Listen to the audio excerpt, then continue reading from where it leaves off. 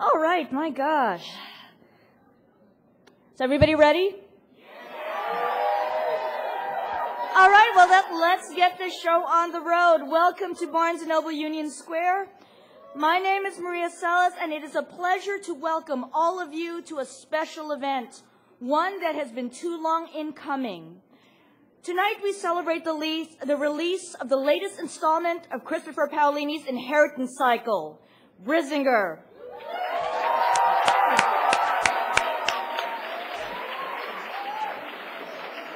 Christopher will be joining us momentarily, but in the interim, I'd like to welcome a very special guest. You know him as the voice of the inheritance cycle, the incomparable Gerard Doyle. He is here to do what he does best. Ladies and gentlemen, reading from eldest, please welcome Gerard Doyle to our stage.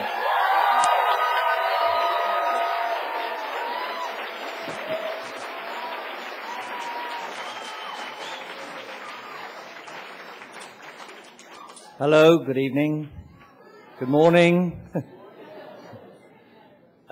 It's a great pleasure for me to be here tonight. I'm actually more nervous than I thought I was going to be. It's one thing to do this in the studio where we have very clever editors who very carefully edit out all my mistakes that I make hundreds of every hour, especially when reading complicated material like this. But it's a very different thing to be standing here in front of this sea of faces. Anyway, but I'm all right, really, honest. Okay, I'm going to read an excerpt from Eldest for you. The chapter is Inheritance. What now? Demanded Aragon, turning away from the battlefield. Are you here to kill me? Of course not. Galbatorix wants you alive. What for? Murtag's lips quirked. You don't know? Ha! There's a fine jest. It's not because of you, it's because of her. He jabbed a finger at Saphira. The dragon inside Galbatorix's last egg, the last dragon egg in the world, is male. Saphira is the only female dragon in existence. If she breeds, she will be the mother of her entire race. Do you see now? Galbatorix doesn't want to eradicate the dragons. He wants to use Saphira to rebuild the riders. He can't kill you, either of you, if his vision is to become reality. And what a vision it is, Aragon.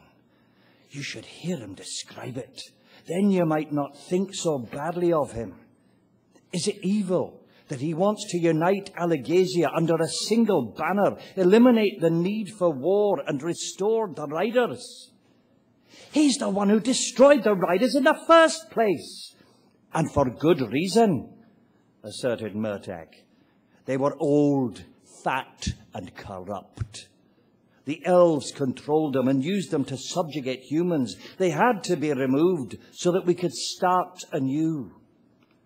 A furious scowl contorted Aragon's features. He paced back and forth across the plateau, his breathing heavy, then gestured at the battle and said, How can you justify causing so much suffering on the basis of a madman's ravings?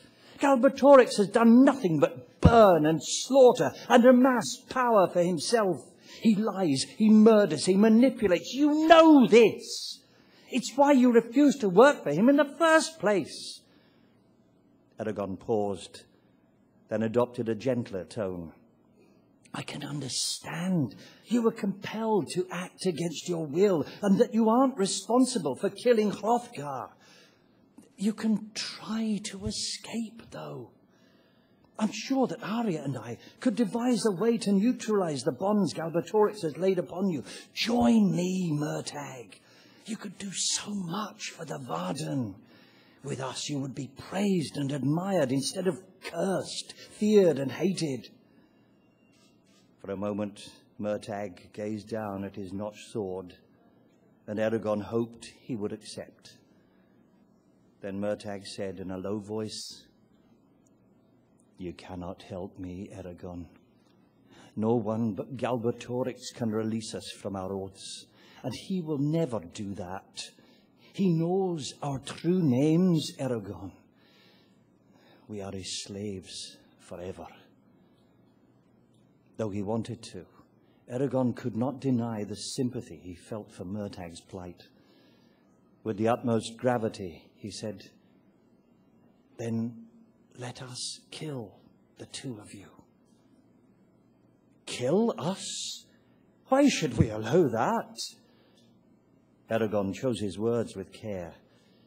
It would free you from Galbatorix's control, and it would save the lives of hundreds, if not thousands of people. Isn't that a noble enough cause to sacrifice yourself for? Murtagh shook his head. Maybe for you, but life is still too sweet for me to part with so easily. No stranger's life is more important than Thorn's or my own. As much as he hated the entire situation, in fact, Eragon knew then what had to be done. Renewing his attack on Murtagh's mind, he leaped forward, both feet leaving the ground as he lunged toward Murtagh, intending to stab him through the heart. "Later!" barked Murtagh. Eragon dropped back to the ground as invisible hands clamped around his arms and legs, immobilizing him. To his right, Saphira discharged a jet of rippling fire and sprang at Murtagh like a cat pouncing on a mouse. "Reisen!" commanded Murtagh, extending a claw-like hand as if to catch her. Saphira yelped with surprise as Murtagh's incantation stopped her in midair and held her in place, floating several feet above the plateau. No matter how much she wriggled, she could not touch the ground, nor could she fly any higher. How can he still be human and have the strength to do that? Wondered Eragon. Even with my new abilities, such a task would leave me gasping for air and unable to walk. Relying upon his experience, counteracting Oromys's spells, Eragon said, "Braca du vanyali semhuildar Saphira un eka." Murtagh made no attempt to stop him, only gave him a flat stare, as if he found Eragon's resistance a pointless inconvenience. Baring his teeth, Eragon redoubled his efforts. His hands went cold, his bones ached, and his pulse slowed as the magic sapped his energy. Without being asked, Saphira joined forces with him, granting him access to the formidable resources of her body. 5 seconds passed. 20 seconds. A thick vein pulsed on Murtagh's neck. A minute. A minute and a half. Involuntary tremors racked Eragon. His quadriceps and hamstrings fluttered, and his legs would have given way if he were free to move. 2 minutes passed. At last, Eragon was forced to release the magic, else he risked falling unconscious and passing into the void. He sagged, utterly spent. He had been afraid before, but only because he thought he might fail. Now he was afraid because he did not know what Murtagh was capable of. "You cannot hope to compete with me," said Murtagh. "No one can, save for Galbatorix." Walking up to Eragon, he pointed his sword at Eragon's neck, pricking his skin. Eragon resisted the impulse to flinch. "It would be so easy to take you back to Urubane." Eragon gazed deep into his eyes. "Don't. Let me go. You just tried to kill me. And you would have done the same in my position." When Murtagh remained silent and expressionless, Eragon said, "We were friends once. We fought together.